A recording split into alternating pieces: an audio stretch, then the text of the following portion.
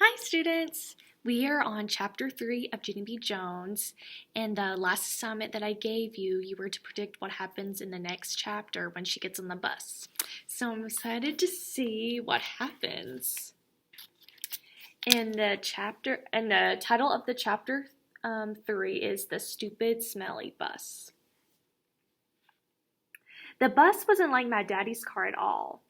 It was very big inside, and the seats didn't have any cloth on them. The little curly girl was sitting near the front, so I tapped her. "Guess what?" I said.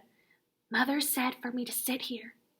"No," she said. "I'm saving this seat for my best friend, Mary Ruth Marble." And then she put her little white purse on the place where I was going to sit. So I made a face at her. Hurry up and find a seat, young lady," said Mr. Wu. So I quick sat down across from the curly mean girl, and Mr. Wu shut the door. It wasn't a regular kind of door, though. It folded in half, and when it closed, it made a whooshing sound. I didn't like that kind of door. If it closes on you by accident, it will cut you in half, and you will make a squishy sound. The bus made a big roar. Then a big puff of black, smelly smoke came out of the back end of it. It's called bus breath, I think. Now, going back from my mouth is a volcano, remember that big kid word personification? That's where we're given objects, human life characteristics. So in this example, the bus is acting like it's making a breath from the big black smoke that it's producing in the back of the bus. So remember that word, personification. Mr. Wu drove for a while. Then the brakes made that loud, screechy noise again. I've covered my ears so it couldn't get inside my head. If it loud, screechy noises get inside your head and you have to take an aspirin. I saw that on a TV commercial. Then the bus door opened again, and a dad and a boy with a grouchy face got on. The dad smiled. Then he plopped the grouchy boy right next to me. "This is Jim," he said. "I'm afraid Jim isn't too happy this afternoon."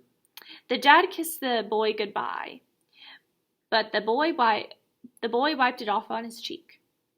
Jim had a backpack. It was blue. I love backpacks. I wish I had one of my very own. One time, I found a red one in the trash can, but it had a little bit of gushy on it, and Mother said no. Jim's backpack had a lot of zippers. I touched each of them. 1, 2, 3, 4. I counted. Then I unzipped one. "Hey, don't!" yelled Jim. He zipped it right up back again, and then he moved it to the seat in front of me. "I hate that, Jim." After that, the bus kept stopping and starting, and lots of kids kept getting on. Loud kids. And some of them were the kind who looked like meanies. Then the bus began getting very nosy and hot inside.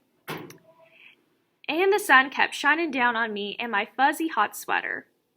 And here's another thing. I couldn't roll down my window because it didn't have a handle, and so I just kept on getting hotter and hotter. And it smelled in the bus too. The bus smelled like an egg salad sandwich. Ooh. "I want to get off of here," I said right out loud, but no one heard me. I hate it in this stupid, smelly bus. Then my eyes got a little bit wet. I wasn't crying though, 'cause I'm not a baby. That's why. After that, my nose started running. Only the bus didn't have a glove department, which is where you kept the travel tissues, of course. And so I had to wipe my nose on my fuzzy pink sweater sleeve. Then I stayed on the bus for about an hour or 3, until finally I saw a flagpole and a playground. That meant we were at kindergarten. Then Mr. Wu drove the bus into the parking lot and stopped. I jumped up very fast, because all I wanted to do was to get off that stupid, smelly thing.